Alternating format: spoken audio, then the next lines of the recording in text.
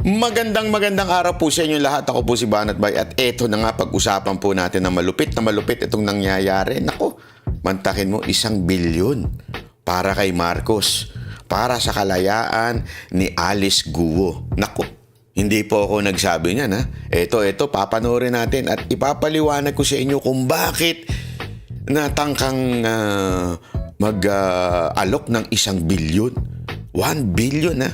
Sa kalayaan ni Mayor Guo. Eto, panoorin natin ha. Nasa news po yan. Hindi po tayo nag-iimbento. Nasa news po yan. No? O, panoorin natin. O, ito. O, pasok. O. Tinangkaw manong lumapit ni Alice Guo sa unang pamilya o first family, lalo na kay Pangulong Marcos Jr. Naku, sa first family daw, mantakin mo. Ibig sabihin, hindi lang kay Pangulong Marcos. Pero ito daw ay tangkang pag-alok ng 1 bilyon doon sa first family. Panoorin natin ba? Tuloy natin. Kaugnay po ito sa mga kinakaharap niyang anomalya o kontrobersya. Ayon kay dating Senador Panfilo Lacson, isa sa kaibigan niyang Filipino-Chinese trader. Eto, kay Pampilo Lacson pala. Kay Ping Lacson po lumapit. Alam naman po natin si Ping Lacson. Siya po yung dating nagsasabing there are sleeper cells o may mga natutulog na mga espiya mula sa China na nandito sa Pilipinas. Alam naman po natin kung sino si Ping Lacson. Dati po siyang PNP chief at marami po siyang alam pagdating sa intelligence. Kaya meron daw isang Chinese friend siya na nagsabi nito. Ito panoorin natin ha. Tingnan natin. Ang inalok ni Alice Guo ng 1 bilyong piso para ilakad siya sa pamilya Marcos. Ayun na. Pera nun Laking pera talaga. Grabe yung dumadagdag pa si Kuya. Hindi. Totoo nga naman. 1 bilyon. Sa tingin nyo, nagsisinungaling ito si Ping Lacson? Ano ba ang ebidensya niya? Eto, pasok. At sa harap nito, nanawagan naman si dating Senador Lacson sa gobyerno na mas laliman pa ang gagawing investigasyon laban kay Guo na itinuturing niyang espiya dahil sa mga koneksyon umano nito. Espiya daw. Alam mo, nung una, medyo hindi natin nakikita pa yung ganyan. Pero yun nung habang tumatagal-tagal, mukha atang totoo. Mukha, hindi ako sure Pero sabi na nga po ni Ping Lacson, medyo may possibility na talagang espiya ito. Sabi dito sa balita na ito na si Mayor Guo. Dahil mantakin mo lahat ng mga laki sa farm, kung saan-saan. Tapos mantakin mo BIP. Ngayon ito. BIP ng gobyerno ni Marcos ito ngayon. Sino? Abalos. Si Marbil. Grabe mga selfie-selfihan nila dyan. Ito yung mga matataas. At the same time, pinag-aagawan siya ngayon. Kung kanino ba siyang custody. Sa Senate, sa Immigration, nagsalita na rin si Boying Rimulya. O sa kapulisan o sa korte, di ba? Alam mo, yan ang usapan ngayon, kung bakit pinag-aagawan mo siya. Pinag-aagawan ba siya para sa reward? Naku, hindi natin alam.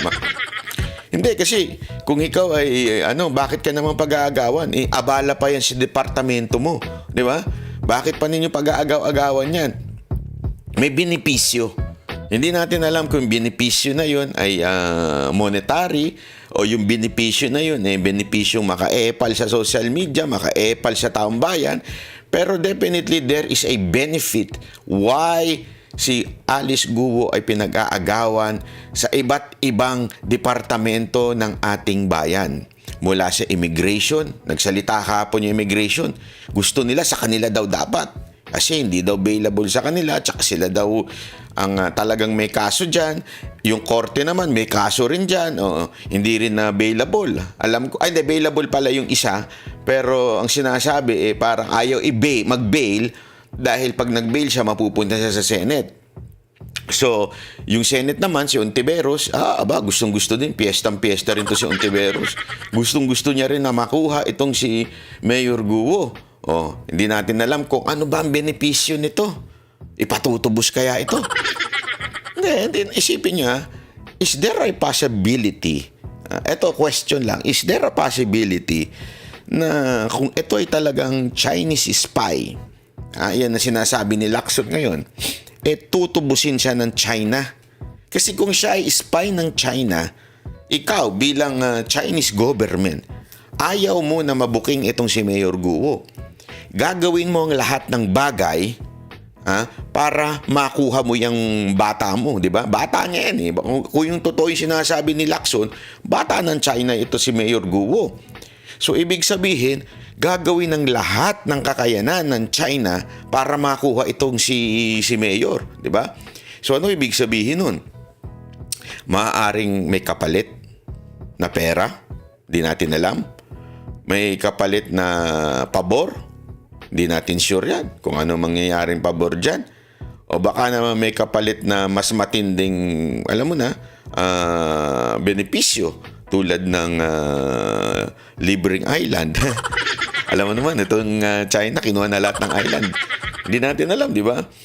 O baka naman talagang may matinding benepisyo lang pag public opinion. Kasi alam naman natin, ang tindi ng batikos ngayon dito kay Mayor Guo. So, nag-aagawan sila ng publicity, di ba? Nag-aagawan sila ng kung sino ba ang matikas. Kaya nga mantakin mo, ha?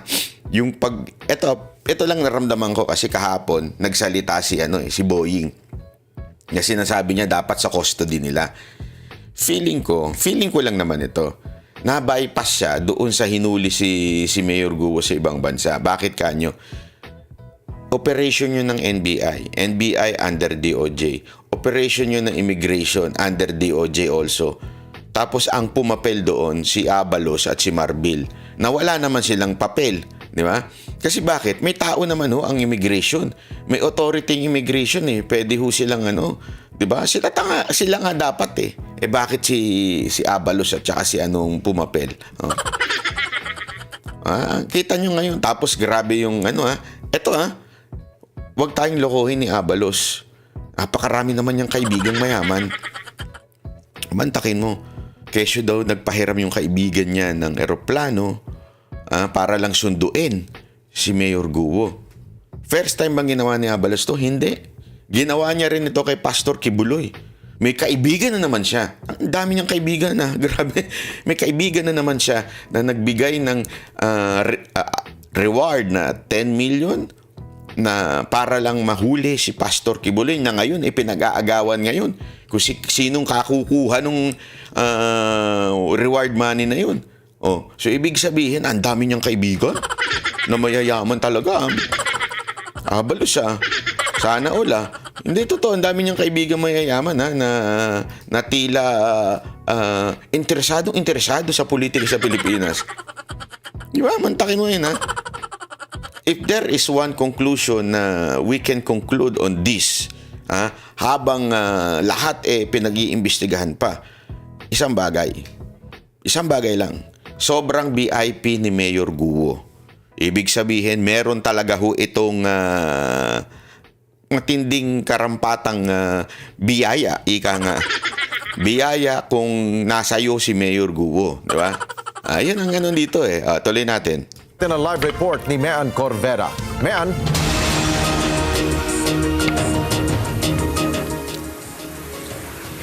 Alex, nung panahong nagigipit na daw si Alice Go ay tinangka nitong humingi ng tulong sa pamamagitan ng kanyang kaibigan para mailapit siya sa Malacanang. Yan ay para hindi siya madiin sa mga kasong kinakaharap kaugnayan ng operasyon o illegal na operasyon ng mga pogo sa Banban sa Tarlac at sa Porac, Pampanga. Ibinunyag ni dating Senador Ping Lacson na tinangka ni dating Banban Tarlac Mayor Alice Go na lumapit sa First Family. Ayon kay Lacson, isa sa kaibigan niyang Filipino-Chinese trader ang nilapitan ni Go at nakiusap na ilakad siya sa First Family kabilang na kay Pangulong Ferdinand Marcos Jr. Isang common friend anyang nilapitan ni Go at nakiusap sa kanyang kaibigan trader noong panahong naiipit na siya at nagtatago na. Nag-alok anyang dating alkalde ng 1 bilyong piso kapalit ng tulong para makalapit siya sa pamilya Marcos. Eto magandang i-emphasize natin ito kasi alam nyo, kung 1 bilyon yung assuming it is true, kasi si Lacson na nagsabi nito, alam naman natin si Lacson, maraming connection yan. Assuming this is true, at 1 bilyon yung tipong ibibigay daw kay Marcos, kung para sa kanyang mga kaso at makalaya at paboran sa kanyang kaso, magkano kaya ang kanyang handang ibigay sa ibang mga opisyales na kinasuhan siya para sa kanyang kalayaan?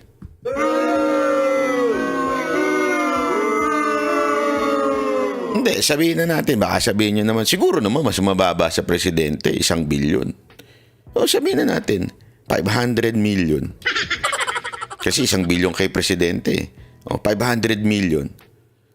Alam mo, kaya ka nang ipanalo niyan bilang senador. Gago! Sa isang 500 million. Yeah? Ibig sabihin, bawat kaso kaya. Sa Senado kaya, tanongin natin, magkano kaya ang alok para siya ay... Kasi alam mo, ganito yan eh. Style yan eh. Style yan ng mga politiko. Tulad ng isa sa mga nangyari sa akin, di ba? Gigipitin ka ng todo-todo. Kasi gigipitin ka. Palalabasing masama kang tao, gigipitin ka. Tapos, gusto mo, tigil na natin tong gipitan na to. Ito ang kondisyon. Di ba? Ang tawag dyan, ginagawa yan sa ng mga vlogger na tanso. Yung attack, collect, di ba? Defend and collect. Yung ACDC na tinatawag. So, una muna, dudumihan ka muna ng todo.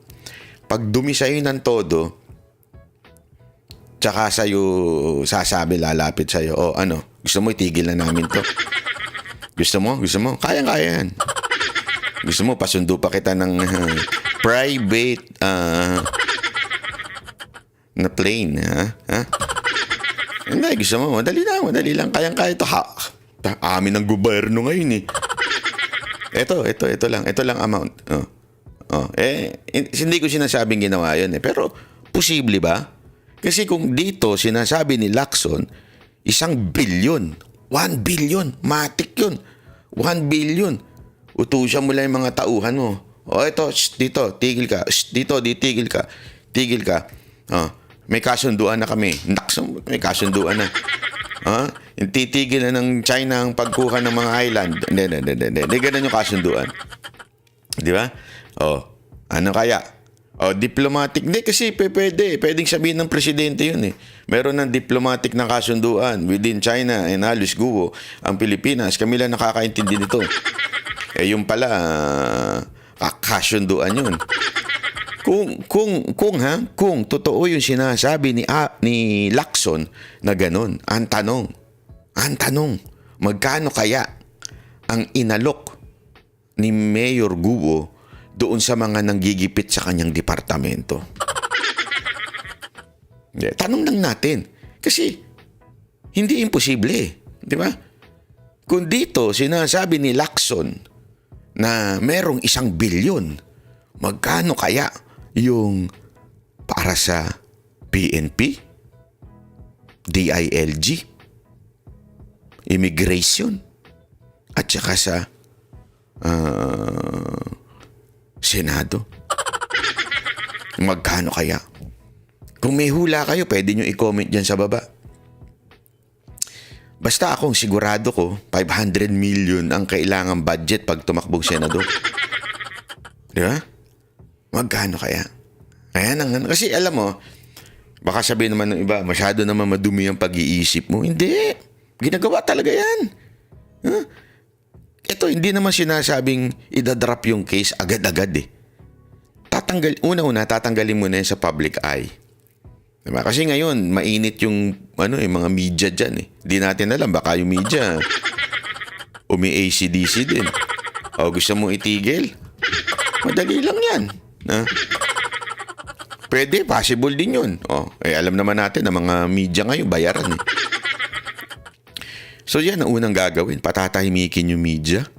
Pagkatapos patahimikin yung media, i-railroad na yung kaso, pahihinain. Tapos, tuloy pa rin yung kaso. Pahihinain lang para yung court, i-dismiss yung case. Ang dami ng ganyan, na-dismiss yung case. Una, pinatahimik lang, tapos eventually na-dismiss yung case. Siyempre, kung yung mag-uusig sa'yo, sasabihin, wag mo masyadong, anuhin mo, pabayaan mo, gawin mo mali-mali yung evidence. Siyempre, yung korte, no choice. Diba? The court will dismiss it dahil mahina yung kaso. Pwede kayang gawin yan? Naku, posible yung lahat ng mga bagay ngayon. Lalo na sa gobernong to. Lahat posible. Tuloy natin ha. Ang tanong kasi dito, meron bang ebidensya si Lacson? Baka naman gusto lang niyang umepal.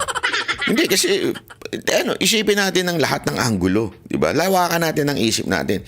Hindi kaya ginagamit lang ni Lacson ito para makatakbo siyang senador? Alam naman natin, it's a celebrity case, ika nga eh. So pwede kaya na ginagamit niya lang ito para siya naman na makakuha ng publicity? Di ba? Hindi rin natin sure. Kaya tingnan natin, may ebidensya ba si Ping Lacson? Pasok. Nung una, hindi anya siya naniniwala pero naglabas ito ng ebidensya. Sabi ng senador, hindi daw naniniwala si Lacson noong una pero naglabas daw ng ebidensya yung kaibigan niya. So ibig sabihin may hawak na ebidensya si Lacson na totoong nag-alok ng 1 bilyon. Walang sinabi diyan si Lacson na tinanggihan ba? Ano ba? Tingnan natin. Baka mamaya bandang dulo sabihin Tingnan natin ito rin ang pinagbatayan niya sa panawagan sa gobyerno na liliman pa ang investigasyon laban kay Guo na tinuturing niyang sinanay na foreign spy dahil sa mga koneksyon nito. Talaga palang totoo yung mga nasa Netflix, yung mga spy magaganda, no? Di ba? Kasi para makadeceive. Hindi natin alam, hindi ako mahilig sa ganyang klaseng beauty. Pero, kita mo naman. Hindi kasi, alam mo, meron talaga minsan sa video, sa picture, sa TV, hindi ganun kagandahan. Pero pag sa personal, sobrang ganda. May mga ganun O meron naman minsan, sa photo, sa video, maganda. Pagdating sa reality, yari na, nasablay na. May mga ganun, di ba? Merong pambihirang buhay, pambihirang itsura yan, puro filter, di ba? Pero dito, definitely, walang filter. So, may itsura na sa TV pa lang, kita mo naman mukha niya, no? Diba? Maamo. Naakit nga yung iba dyan, nagpa-selfie pa, di ba? Mga animal, di ba? Talagang, Alice Guo, ikaw pala si Alice. Mga ganyan. Ikaw pala si Alice. Sinundo ka pa namin ng private plane, Ako po si Alice. Ako po ay Galaking Farm.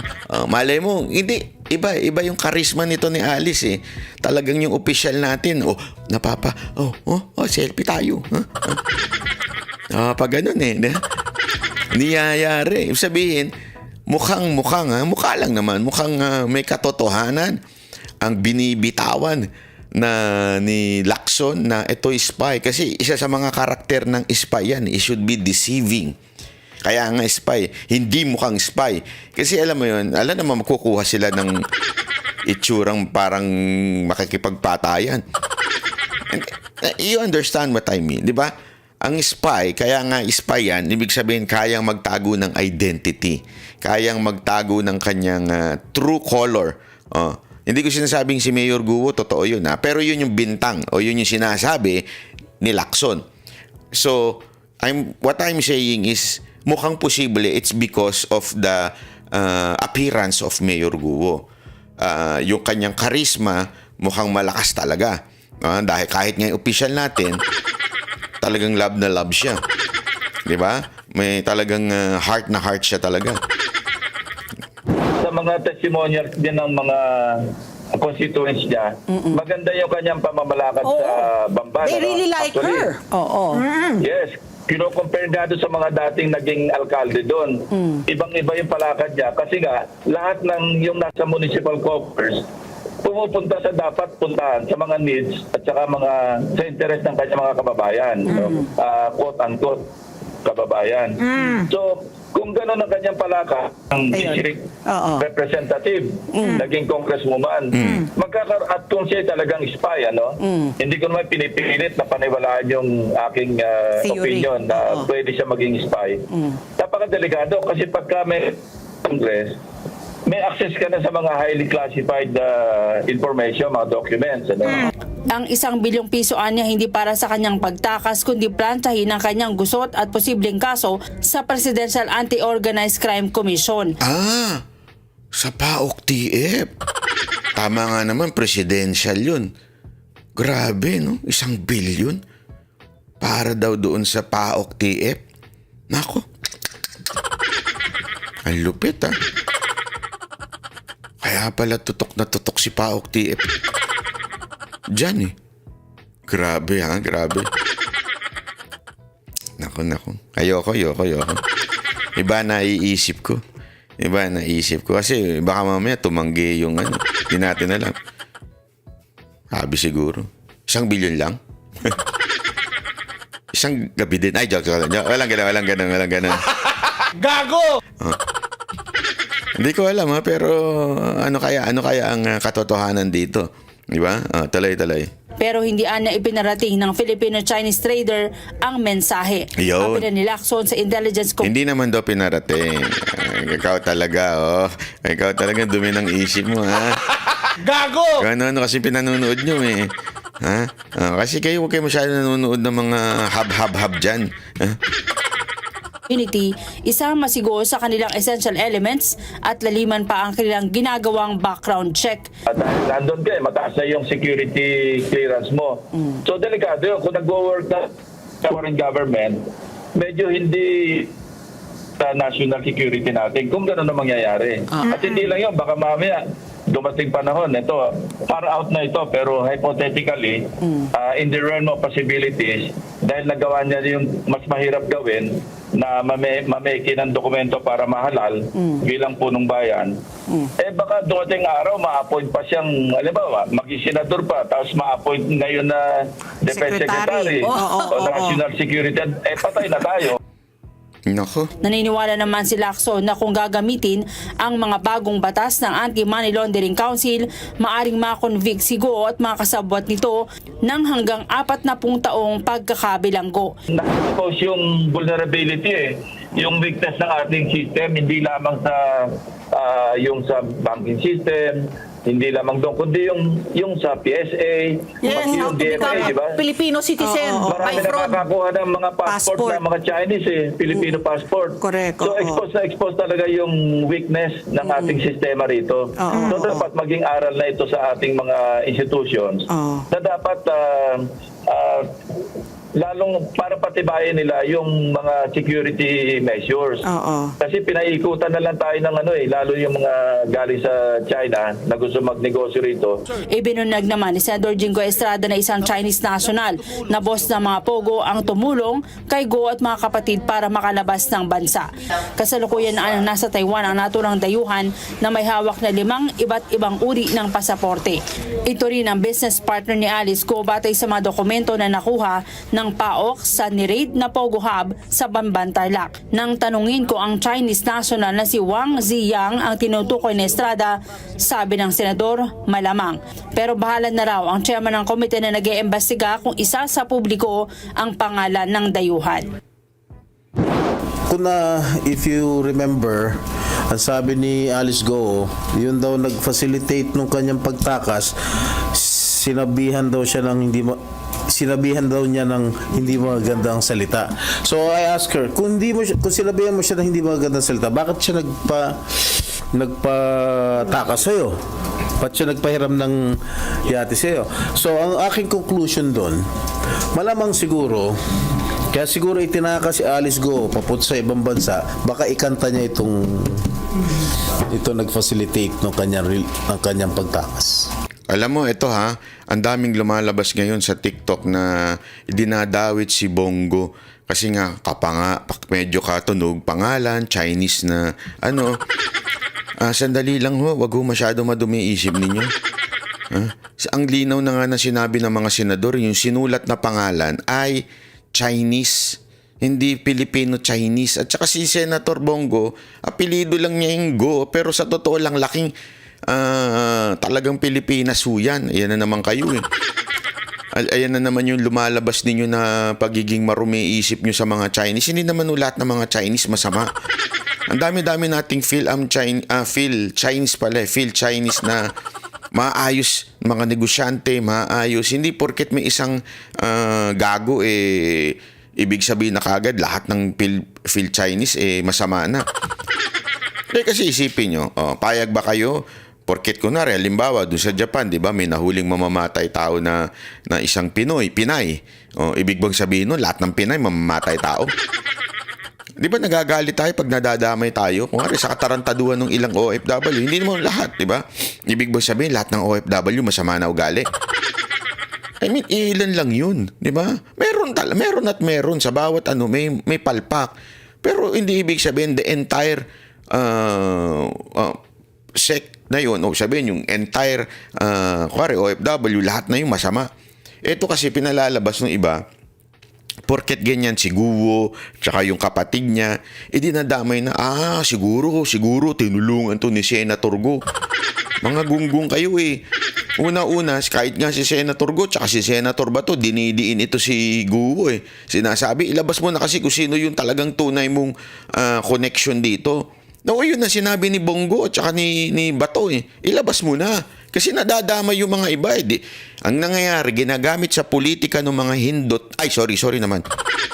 Ginagamit sa politika ng mga animal ng mga senador. Tapos iko-connect kay Bongo, iko-connect sa Duterte para hindi ma-re-elect si Bongo. 'Di ba? Ganun eh. Ganun ang kasamaan at kaugalian ng ilang mga gago dyan sa lipunan natin. Talaga nga naman, pati ito ginagamit sa politika. Ang dami tuloy lumalabas sa TikTok ngayon na si Bongo daw yun. Tumulong sa kanya. Sira ba mga ulo nyo? Gigisain ba ni Bongo yan kung hindi, siya ang, sabihin mo na, sinong connection mo? Siyempre kung siya yun. Kayo po. Hindi mo naman pwedeng sabihin na, pag nagganon yun, piyesta yung mga katandaan ninyo, wala sa posisyon ngayon ng mga kaalyado ni Pangulong Duterte na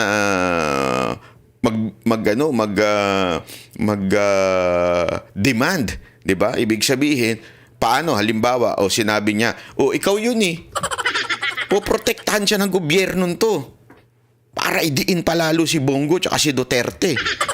Yun ngang wala silang kinalaman dun sa Quadcom committee dun sa Kamara, pinipilit si Bongo eh. At saka ito si Duterte. How much more kaya ito kung sakasakaling nagsalita ito? Yan ngayon ang laman ng mga TikTok, kaya kayo mga naglalagay sa TikTok, halatang halata eh. Halata natin yan. Sino na naman ba may pakulo niyan? Si Tamba na naman ba yan? Ito si Tamba talaga, napakagago rin. Gago! Hindi, yan naman talagang gustong sumira sa mga Duterte, yung mga vlogger niya eh. Tuloy.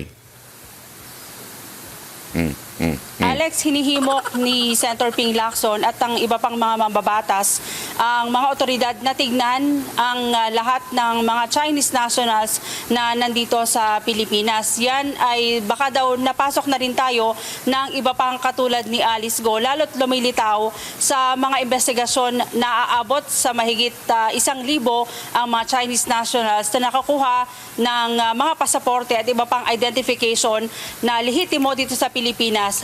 Yan dapat ang imbestigahan dyan. Bakit nakakuha ng birth certificate? Kailan panahon yung birth certificate nakuha? Bakit nakakuha ng passport? Tapos dapat tingnan din dyan. Bakit ang requirement napakadali para kumandidato? Diba? I mean, ang dali ngayon eh. Para ikaw ay kumandidato, simpleng citizen, pwede ka ng kumandidato. Diba? Paano mo papatunayan yun? Through birth certificate. Alam naman natin. Ang dami pa rin dyan.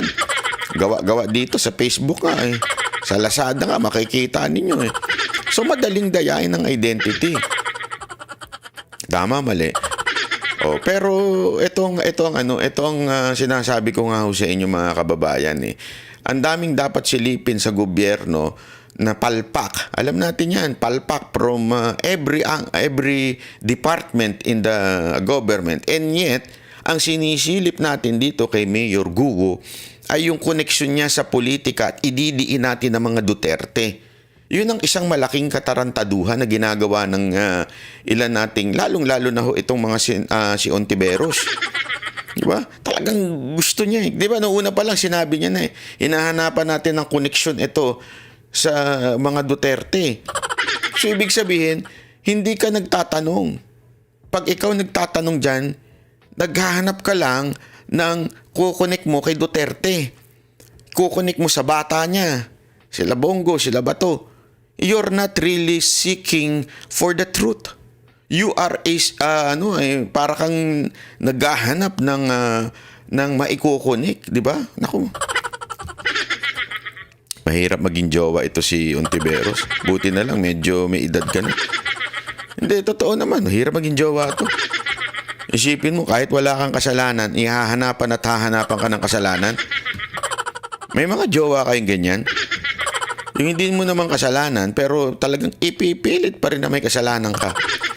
Diba? Lagi na lang ikaw ang may kasalanan. Pagka umuwi kang walang sahod, mababa sahod mo, kasalanan mo.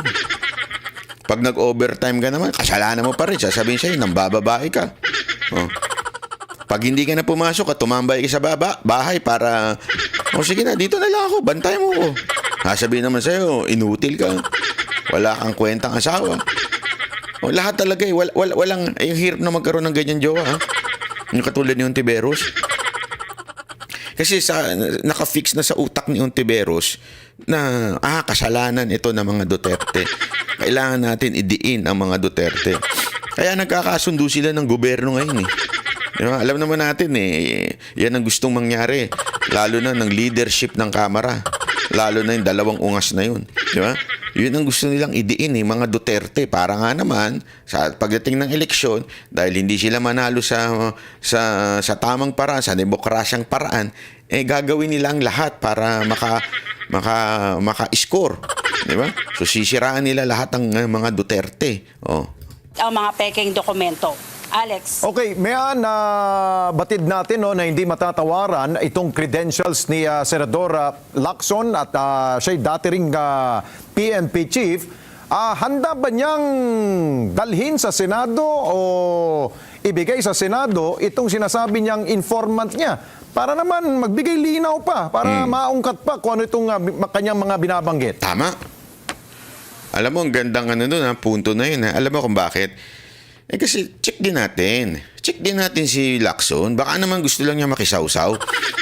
Kasi, I'm not against Lacson, okay? I'm not against or for Lacson.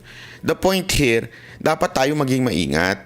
Kasi, kung tayo magiging critical thinker, ang tahimik ni Lacson dati. Mula nung natalo siya. Diba? Pero ngayon, malapit na eleksyon, nag-iingay na naman siya. Ano kaya ang gusto niya? Kunin siya ng administrasyon para sa slate nila? Maging independent kaya mas maingay, mas maganda? Kasi kung hindi rin naman niya ilalabas yung witness, it's easy to accuse, to invent accusation. Di ba? If there is no evidence, it's easy. May nagsabi sa akin, may puting ahas ako. Ang daling magsalita ng ganun eh. Kung hindi mo kayang ilabas at ipakita yung, kasi sinasabi niya meron daw siyang informant na ganito, di ba? Bakit hindi niya ilabas? Yun ang tanong natin yan. Tama yung tanong tuloy natin. Alex, kung papayag yung mga senador, pero ang sinasabi niya kanina, yung paglilinaw natin, yung Filipino-Chinese trader na kaibigan niya ang kinausap at meron pang isang kaibigan na Chinese national din o Filipino-Chinese na nilapitan. Yun daw yung nasa tinatawag na inner circle at nakakapasok o nakakausap mismo ang unang pamilya. Naku. Kaya doon siya humihingi ng tulong. Sa mga... May inner circle pala ang pamilya. Nako, yung mga... Sa bagay, di ba? May picture ngang nilabas si Topacio. Etong picture na ito, kasama, di umano ha, according to that picture na nilabas ni Topacio, ay yung pinaka-leader ng Pogo. at hindi isang picture. Talaga magkakabarkada sila. Yung picture, hindi yung picture na. Kasi may mga picture na nagpa-picture lang. Pwede naman ganun eh. Kahit kaaway mo, pwede ka magpa-picture sa kanya, di ba? Pwedeng ganun. Kasi yung mga lumalabas na dating mga picture, di ba? Dinadawit si Pangulong Duterte na mga picture. Yun halatang nagpa-picture lang. Pero kasi yung picture na pinakita ni Atty. Topacio, hindi lang yung nagpa-selfie. Yung picture niya, talagang halatang barkada moments. Eto kaya yung inner circle na sinasabi ni Lacson? Nako. At bakit? Bakit kilala si Guo? Isipin niyo mabuti to. Bakit kilala si Guo? Tapos kilala yung first family. Anong involvement nitong tao na to? Kaya ako, I doubt kung ilalabas ni Lacson yung tao na yan. I doubt. Pero kung para talaga sa bayan at katotohanan, dapat pilitin ni Lacson yung kaibigan niya na magsalita. Di ba? Hindi yung puro kwento lang.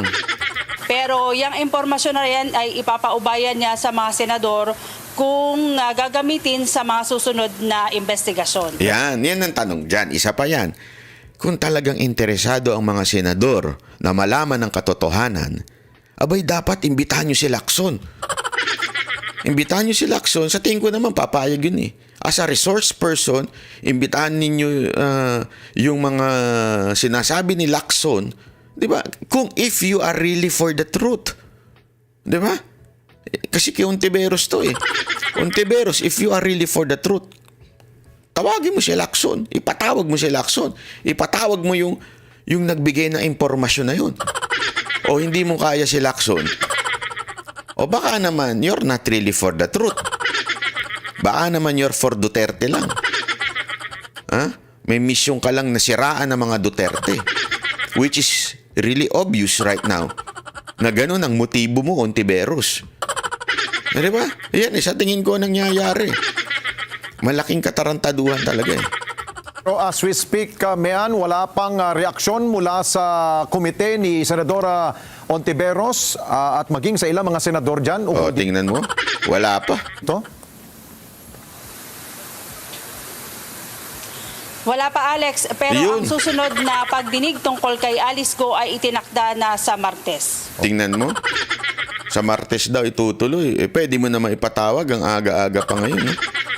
Patawag mo si Lacson, patawag mo yung bakit hanggang ngayon wala pa? Ontiveros, yung sarsuela mong hearing, obvious na obvious ka. Diba? Hindi natin alam kasi malay nyo sarsuela lang to. Kasi tandaan ninyo, agawan ito agawan ng power ito Kung sino masusunod, kung yung kapulisan, yung korte. Kasi tandaan ninyo bailable yung sa court. Pero bakit ganito ang treatment? Ibig sabihin ng bailable, somehow, medyo mahina. Ibig sabihin hindi ganun kalakas yung kinaso sa court kasi kung bailable. Ngayon, eto namang sa immigration, pumapalag sila, sa kanila daw hindi bailable, and yet wala sa kanilang custody. Di ba? Tapos eto namang Senado, hindi natin alam if really seeking for the truth itong si Ontiveros kasi committee niya yan or seeking to pin down the Dutertes, 'di ba? Para maidiin lang itong mga Duterte sa kanyang political plan, 'di ba? Kasi alam nyo, wag tayong baka kasi mamaya ang focus lang natin si Tambaluslos lang ang lalaban dito kay BP Sara Duterte Tandaan natin, yung mga pink tae, yung mga pinklawan dyan, nagfo-form na naman sila, may papalakad-lakad na naman silang nalalaman, pasinisinihan pa silang nalalaman. Akala mo naman, interesado sa kanila yung mamamayang Pilipinos. Wala nang interesado sa mga komunistang kakampi ninyo at kaalyado ninyo. Kayo na lang mga komunista yan. Pero wala. Itong mga pinklawan na ito po ay talaga mga supporter ng makakaliwa din At kayo mga pinklawan, makinig kayo mabuti. May eksena pa kayo. Kasi posible lang din diversion Diversion ito, tapos eventually ang tumakbo din magkaroon ng kasunduan between Ontiveros and Leni Robredo. Sila ang tumakbong tandem. Di ba? Posible. Hindi natin alam. Kasi maaring si Tambaluslos. Alam naman natin, talunan yun. Maganda nga kay Tambaluslos, isama niyang vice president yung silang dalawa ni Zaldi. Diba? Para malaman natin talaga kung ano ang pananaw ng taong bayan dito sa dalawang to. Malay mo, nakatuon tayo doon, tapos ang tatakbo pala ito si Ontiveros, di ba? Kasi ganyan ang diskarte nila eh. Pinababayaan nila magbanatan ng mga Duterte at sa mga Marcos. Tapos para sila ang malinis kuno, di ba? Kaya ngayon, ang motibo nila, kasi siguro, ako, ito lang tansya ko, naisip ko na sinasabi siguro ni Ontiveros, wala namang kwenta itong kandidato ni Marcos eh. Yung si PI, wala namang ano yun eh, si People's Initiative. Wala namang kwenta eh. Ang importante dito ngayon ay maidiin natin ang Duterte dahil malakas. At the moment, ika nga, nagkakampihan tong kalaban. One motive, one goal, and that is to bring down the Duterte. After bringing down the Duterte, tayo na maglaban. 'Di ba? I think, kung ikukumpara mo naman yun, kahit papaano, may laban nitong Pinklawan dito kay Tambaluslos. Kaya yan tandaan ninyo, kaya yung perspective na yan, huwag nyong kakalimutan. Baka mamaya iniisip lang natin lagi si Tamba. Yung mga Pinklawan na yan, tuso yung mga animal na yan. Ito si Ontiveros, di natin alam ang motibo niyan. Kaya nga pilit nilang idinidiin ang mga kandidato ni Pangulong Duterte at si VP Sara Duterte. Pinalalaki yung issue ng Pogo, pinalalaki yung issue ni Mayor Guo, yung pagtakas ni Mayor Guo, lahat-lahat pinalalaki at gusto nilang ilagay sa mga Duterte, isisi sa mga Duterte kahit, isipin nyo kahit ang nagbibigay ng VIP dito kay Alice Guo ay ang gobyerno ni Marcos. Mantakin mo. Hindi kaya yun yung kapalit doon sa alok ni Mayor Guo? VIP treatment? Hindi natin alam. Kaya nga, kailangan tayo mapagmatsyag. Tayo ay talagang bantayan, ho. Si Ontiveros, alam natin ang galawan yan. Galawan yan talaga ng mga babaeng wala akong binanggit, wala akong sinabi. Naalala ko tuloy yung mga babaeng gustong mang-agaw ng asawa eh. Hindi kasi may mga kilala tayong ganyan, may mga babaeng gusto mang-agaw ng asawa, mga manipulative, mga gagawin ng lahat para ma-impluwensyahan niya yung asawa at sabihin, hiwalay mo na yung asawa mo, ha? Hiwalay mo na kasi ako mas masarap o kaya mas hindi ka iniintindi ng asawa mo, di ba? Ganyan diskarte. Di ba? Kaya dinidiin nila yung asawa. Hindi kaya wala ko sinasabi tungkol kay Ontiveros. Yung analogy lang na gano'n ang diskarte na naninira para pumunta sa kanya ang tao o pumunta ka sa kanya yung asawa. Yun yung analogy. Wala ko sinasabing gano'n siya. Ha? Bahala kayo. Gago! Basta ang sinasabi ko lang, baka gano'n ang style niya. Sisiraan niya na sisiraan ang mga Duterte, sisiraan si VP Sara Duterte para pag siya na ang tumakbo, mukha siya ang talagang malinis na malinis. Yeah? Maagaw niya ngayon. Yeah? Hindi natin alam. Kaya kung ako sa inyo, ilagay nyo na yung comment nyo dyan at i-share tong video na to. At kung pwede, mag-subscribe na rin po kayo para kumalat yung mga ganitong video. Maraming salamat po. Ako po si Banat Bay. Maraming salamat po. Ha? Yan ang Banateros, boses ng